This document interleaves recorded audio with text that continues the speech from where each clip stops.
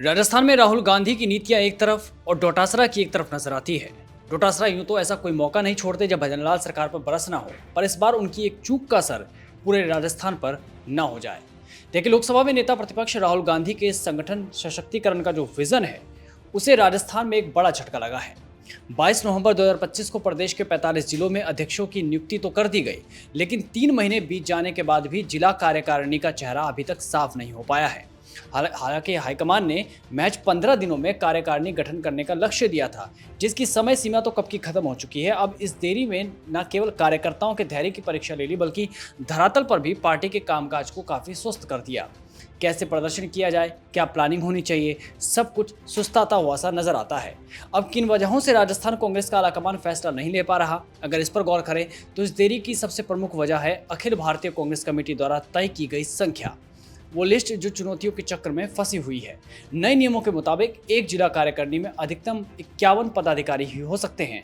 जिलाध्यक्षों के सामने संकट यही है कि सैकड़ों दावेदारों में से किसे चुने और किसे छोड़ा जाए। सीमित पदों के कारण बड़े पैमाने पर असंतोष फैलने का भी डर बना हुआ है।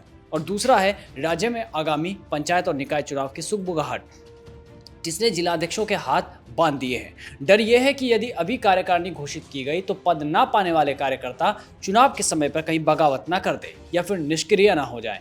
ऐसे में फूक फूक कर कदम रखने की रणनीति अपनाई जा रही है। यहाँ स्थानीय दिग्गजों का दबाव भी नजरअंदाज नहीं किया जा सकता, क्योंकि कार्यकारिणी केवल जिलाध्यक्ष की पसंद नहीं होती, इसमें स्थानीय सांसदों, विधायकों और पूर्व प्रत्याशियों के समर्थकों को भी फिट करना पड़ता है। इसके साथ ही सामाजिक समीकरण यानी SC, ST, OBC और अल्पसंख्यक साथ ही क्षेत्रीय संतुलन बैठाने की कवायद ने इस प्रक्रिया को और ज्यादा पेचीदा बना दिया।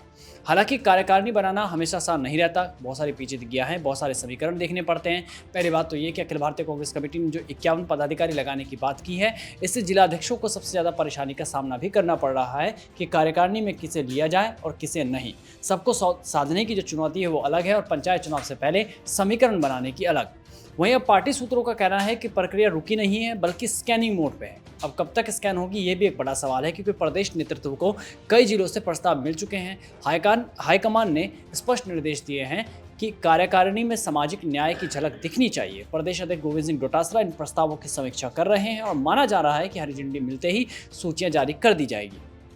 अब पाला एक तरफ से देखा जाए तो कुल मिलाकर प्रदेश अध्यक्ष गोविंद सिंह डोटासरा के पाले में है और कांग्रेस कार्यकर्ता उम्मीद कर रहे हैं कि पंचायत चुनाव से पहले अगर घोषणा हो जाए तो धरातल पर काम आसानी से किया जा सके। वहीं पंचायत चुनाव पर अपडेट यह है कि राज्य निर्वाचन आयोग ने बेहद ही कड़ा रुख अख्तियार करते हुए आयोग ने पंचायती राज विभाग को लिखे पत्र में साफ कहा कि अदालती आदेशों के पालना में अब और देरी बर्दाश्त नहीं की जाएगी। इसके साथ ही आयोग ने एक महत्वपूर्ण कानूनी विकल्प देते हुए कहा कि यदि राज्य सरकार समय पर OBC आरक्षण की स्थिति स्पष्ट नहीं कर पाती है तो OBC वर्ग के लिए निर्धारित सीटों को सामान्य श्रेणी में तब्दील कर चुनावी प्रक्रिया शुरू कर दी जाए। आयोग ने इसके लिए सुप्रीम कोर्ट के मध्य प्रदेश मामले के उस फैसले का हवाला दिया जिसमें OBC आयोग की रिपोर्ट के बिना भी चुनाव कराने की अनुमति दी गई थी।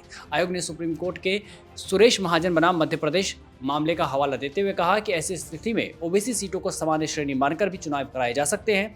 आयोग ने कहा कि भले ही OBC सीटों के निर्धारण में समय लग रहा हो, लेकिन SC और ST वर्ग की सीटों का निर्धारण तो राज्य सरकार तुरंत कर सकती है। यदि ऐसा किया जाता है तो शेष पदों को सामान्य श्रेणी में रखते हुए अधिसूचित कर चुनाव कार्यक्रम घोषित किया जा सकता है। अब अगर OBC सीटों को जनरल मानकर चुनाव लड़ा गया तो लगभग 20 से 22 जिलों को जो OBC बाहुल्य जिले हैं उन पर असर होगा। ऐसे में कांग्रेस के सामने ये भी चुनौती होगी कार्यकारिणी गठन को लेकर। तो देखना होगा कि गोविंद सिंह डोटासरा आगे क्या फैसला लेते हैं।